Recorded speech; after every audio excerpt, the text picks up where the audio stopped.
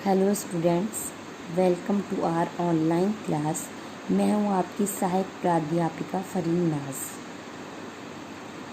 Today's topic is उच्चारण संबंधी त्रुटियां।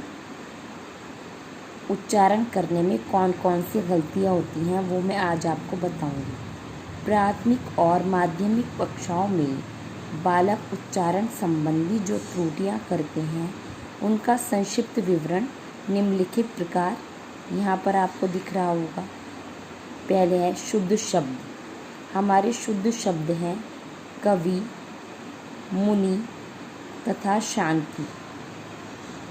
लेकिन कई बार क्या होता है, हमारे कुछ भी परेशानी या प्रॉब्लम होने की वजह से हमारा जो उच्चारण है वो अशुद्ध हो जाता है। तो कवि के स्थान पर छोटी ई की मात्रा लिखते हैं और बोलते हैं बड़ी की मात्रा कवि। मुनि, शांति, इसमें भी आपको दिख रहा होगा कि छोटी की मात्रा है लेकिन बोला क्या जाता है शांति।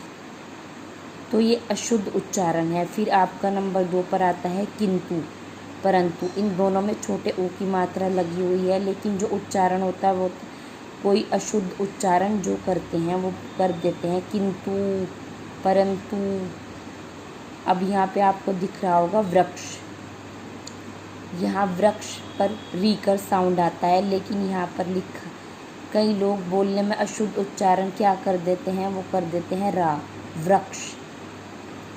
और जैसे होता है शुद्ध शब्द होता है मछली, कई लोग क्या करते हैं छ को श बोल देते हैं तो हो जाता है मछली।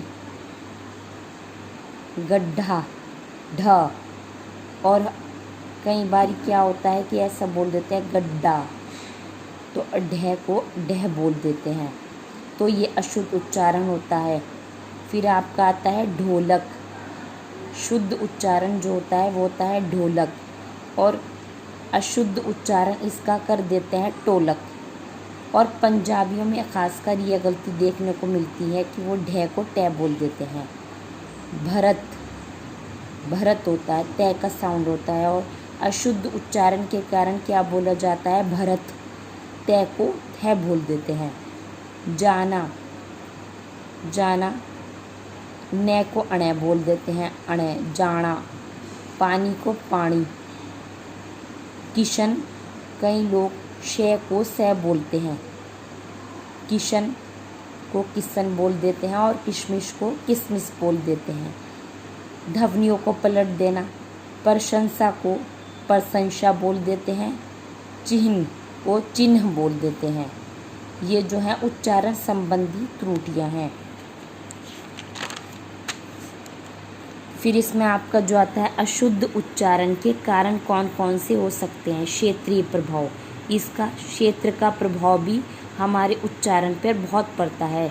हमारे क्षेत्र में शुद्ध उच्चारण बोला जाता है तो हमारी बोली शुद्ध होगी। अशुद्ध उच्चारण बोला जाता है तो हम भी कहीं ना कहीं अशुद्धता के साथ ही उच्चारण करेंगे। पंजाब में क, ख, ग, ग के बदले का, खा, गा एवं घा का उच्चारण किया जाता है। तमिल में था के बदले ता बोला जाता है। अक्षरों और मात्राओं का अस्पष्ट ज्ञान होने से अशुद्ध उच्चारण हो जाता है। जब बालकों का अक्षरों का शुद्ध उच्चारण नहीं कराया जाता तो उच्चारण में वे अशुद्धियाँ करते ही हैं। कई बारी आपने देखा होगा भौगोलिक प्रभाव भी बहुत पड़ता है। जहाँ के निवासी रहने वाले हैं वो उसी प्रकार से बोलने लगते हैं तो ये भी एक बहुत बड़ा प्रभाव होता है। फिर आपका आता है शारीरिक विकार। शारीरिक विकार में उच्चारण यंत्र में पैदा हो जाते हैं तो उच्चारण को अशुद्ध बना देते हैं। ये विकार हमारे कंठ से होते हैं, हमारे कंठ से कुछ शुद्ध नहीं बोला जा रहा है। तालु, होंठ, दांत आदि के कारण भी हमारा उच्चारण अशुद्ध हो जाता है। मानसिक असंतुलन, संकोच और भय के साथ बोलने से भी उच्चारण गलत हो जाता है और बहुत जल्दी बोलने से भी उच्चारण में दोष आ जाता है। फिर आपका आता है वाचन में अशुद्ध उच्चारण को दूर करने के उपाय। शुद्ध बोलने के लिए किन किन उपकरणों का प्रयोग करना चाहिए? तो उच्चारण शिक्षा में ग्रामोफोन, टेप रिकॉर्डर, रेडियो आदि का प्रयोग भी किया जाना चाहिए, जिससे हमारा उच्चारण शुद्ध हो सके। ध्वनि तत्व का ज्ञान देना।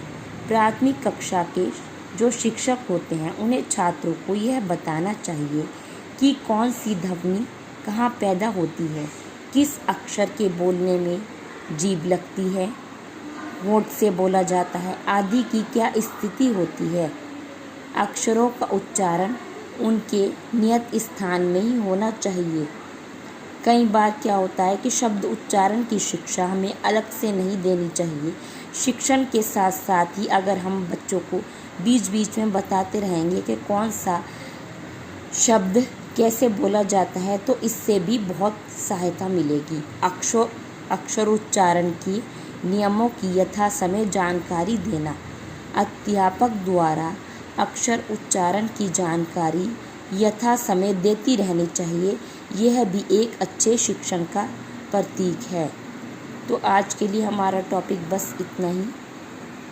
आप सभी लोग इसे अपनी नोटबुक में नोट कर लेंगे और जो भी समझने में आपको प्रॉब्लम होगी वो मुझसे पूछ सकता है।